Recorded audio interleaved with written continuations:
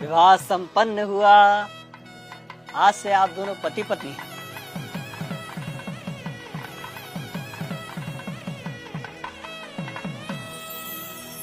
भाई साहब, पंडित जी को भी दक्षिणा देके निपटाओ बस। हाँ हाँ जीजा जी, याद है मुझे। पंडित जी, आपकी दक्षिणा। यजमान, मात्र 1100 रुपए दक्षिणा। अरे तो इतना हैरान क्या हो रहे हैं पंडित जी? जो रेट चल रहा है वही तो दिया है। दक्षिणा रेट से नहीं, सामर्थ्य के अनुसार दी जाती है यजमान। अरे तो क्या पूरी गड्डी पकड़ा दें आपको? अरे श्रीमान, मैंने ऐसा कब कहा? मैं तो बस ये कह रहा हूँ कि आप लोगों ने विवाह इतनी धूमधाम से किया है और दक्षिणा इतनी कम। देखिए पंडित जी, कम हो या ज्यादा, हमें जो देना था हमने दे दिया। अब बाकी बात आप लड़की वालों से करिए भाई। कैसी बातें कर रहे हो भाई साहब? हमारे यहाँ पंडित जी को दक्षिणा लड़के वाले ही देते हैं। अरे पापा, 2100 दे के बात खत्म करो ना। ठीक है ठीक है। भाई साहब पगला रहे हो क्या? किस बात के 2100? 1100 काफी है, उससे 1 रुपया ज्यादा मत दो। अरे जीजा जी, आप पंडित जी को देख नहीं रहे हो क्या? कैसे शुभ काम को अशुभ बनाने में लगे हुए हैं। अब दक्षिणा को भी इन्होंने भिक्षा बना के रख दिया है। बस यजमान बस, ये आपकी दक्षिणा लीजिए, रखिए इसे।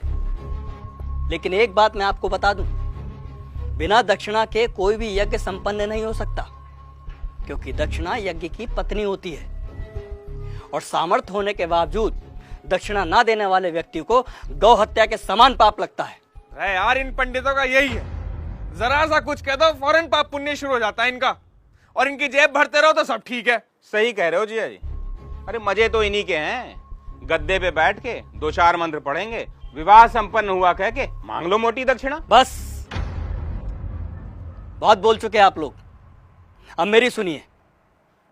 अरे आप जैसे व्यक्ति लाखों करोड़ों रुपए विवाह के खान पान, गहनों, महंगी गाड़ियों, आतिशबाजी और बैंड बाजों में खर्च कर देते हैं, लेकिन जब समय आता है पंडित जी को दक्षिणा देने का, तब आपके हाथ रुक जाते हैं, मानो पंडित ने दक्षिणा नहीं आपसे आपकी संपत्ति मांग ली हो।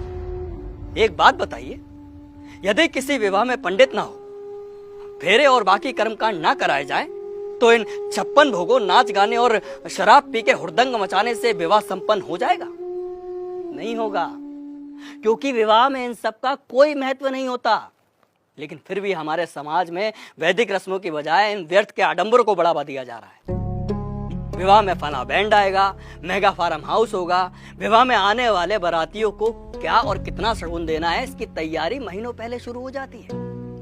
और मंडप में अगर पंडित सुपारी मांग ले तो आप कहते हैं कि अरे पंडित जी भूल गए। क्या यही तरीका होता है विवाह का? और आप क्या कह रहे थे प्रकाश जी कि पंडित का काम ही क्या होता है? आराम से बैठ के 4 मंत्र पढ़ देना और दक्षिणा के लिए हाथ फैला देना।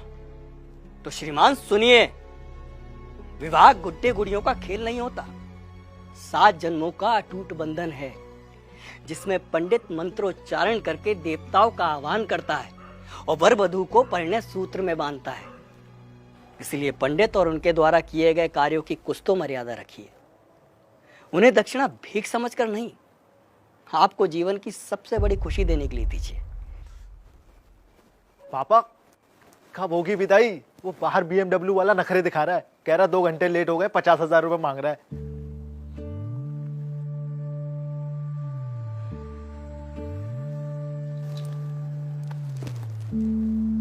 ये तुम्हारे विवाह की दक्षिणा।